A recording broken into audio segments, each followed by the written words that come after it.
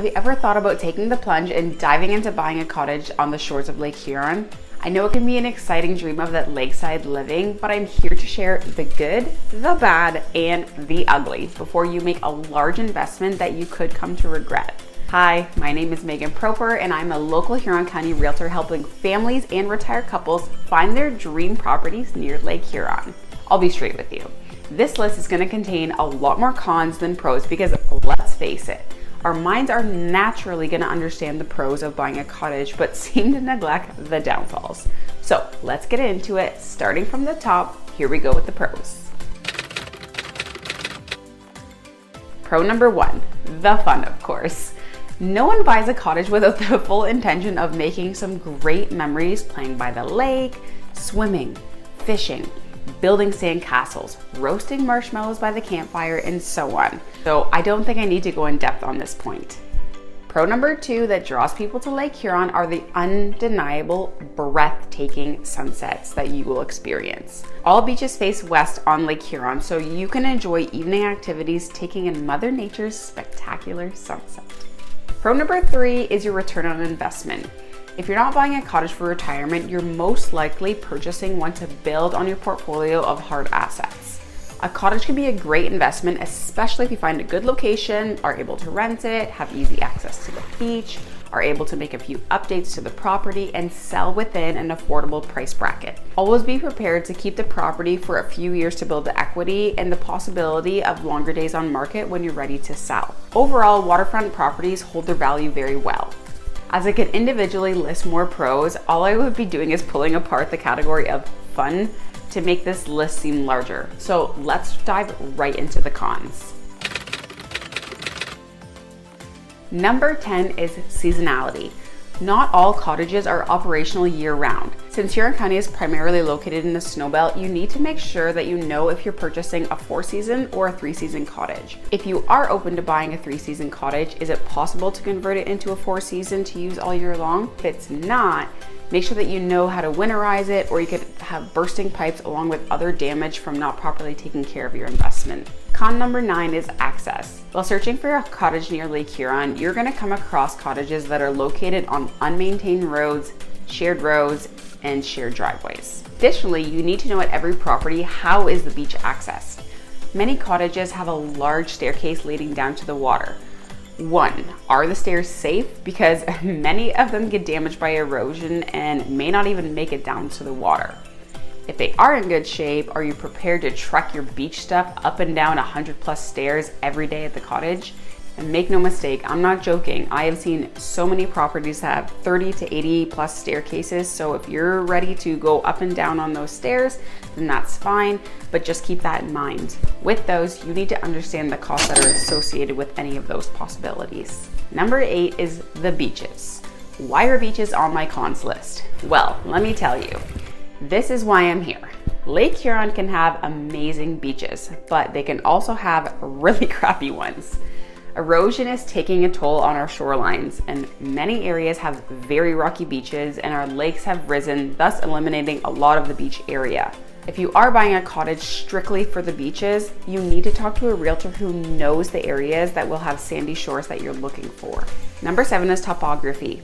If you're looking for a beach that you can walk out onto without any incline or stairs, you need to be looking closer to Grand Bend or up to Port Albert, Kincardine Way.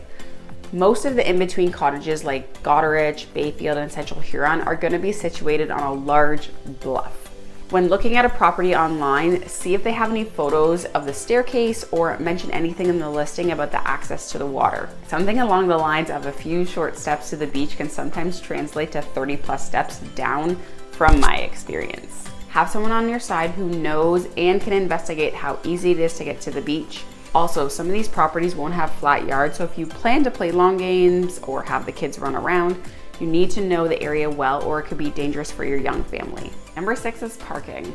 I have seen way too many cottages have the weirdest parking situation. I even saw a cottage during the COVID rush that went crazy over asking and had 0 parking, like 0, none. If you see some listings that say 123B Cottage Road, Huron County, there's a possibility that the property has an A and a B which can mean that the property is super close to the neighbor and might have a shared driveway. I've seen way too many properties have next to no parking or maybe 1 to 2 spots, which isn't gonna work if you are able to rent it or plan to host family gatherings. Because of the topography we talked about, it's also common to see parking at these cottages on heavy inclines, which is not easy to access, maintain, or park in the winter time. It's also possible that the parking is at the top of the property and you need to carry all your belongings down the stairs to the cottage, which is super inconvenient or not possible if your body can't handle the steps. Number 5 on my cons list is rentability. If you plan to buy a cottage to rent it out full-time or once in a while to offset the mortgage, you need to verify the bylaws permit this. Some municipalities in Huron County have strict rules around this. Therefore, don't get yourself in a financial pickle if you need extra income to offset your new investment. If you want a more in-depth explanation of this, check out my video on the 5 things that may prevent you from buying a cottage. Number 4 is property management. It's a good idea to think about who can help maintain your property while you're gone, especially if you're hours away. Finding service companies or a property management team isn't impossible, but it's definitely going to take time to build up a list of contacts that you can trust. Anything from snow removal, cleaning services, arborists, and just someone who can check in on the place from time to time in case of emergencies. Number 3 is maintenance. If you own a home already, then you understand the additional costs associated with property ownership. It needs to be said, maintenance fees are typically higher for a cottage owner. You aren't living there full time, so unexpected issues are far more common because you aren't on top of it on a daily basis. Cottages being in rural areas raise the risk of anything from nesting wildlife to extreme weather that can damage your cottage. So on top of your normal utilities, upkeep, property management, association fees, and so on, the laundry list of bills can start to add up. Number 2 is wildlife. I would consider most of this topic a pro, escaping the city, but it could be a con for some. Having a cottage usually means you're away from the city and surrounded by nature, which can mean critters, animals, and bugs. For example, be prepared to see animals getting into your garbage if you don't secure them well, or lots of bugs such as flies and mosquitoes. Last but not least on my list is all the additional costs that you need to account for, such as furnishing the property, insurance, possible capital gains tax, and erosion, which I got into more depth in my video with 5 things that may prevent you from buying a cottage. Financials aside, if you decide to buy a cottage, just keep in mind that if you'd like to vacation to different destinations, the second you buy a cottage, you will feel obligated to spend as much time as possible there since you spent so much buying it. From personal experience of my family, most of our cottage days in the first year or 2 were spent on fixing problems. If you want a truly relaxing vacation, take a long, hard look at your personal pros and cons list of why you want to buy the cottage in the first place. If you're ready to buy a cottage or need help working through that list of pros and cons, feel free to reach out. I'll link my free cottage quiz below for anyone that's interested. If you own a cottage and are ready to let it go and move on to your next chapter, I would be thrilled to help find a new family to enjoy it. You can find my contact information and helpful links in the description below. Thanks for watching, and I'll see you again real soon.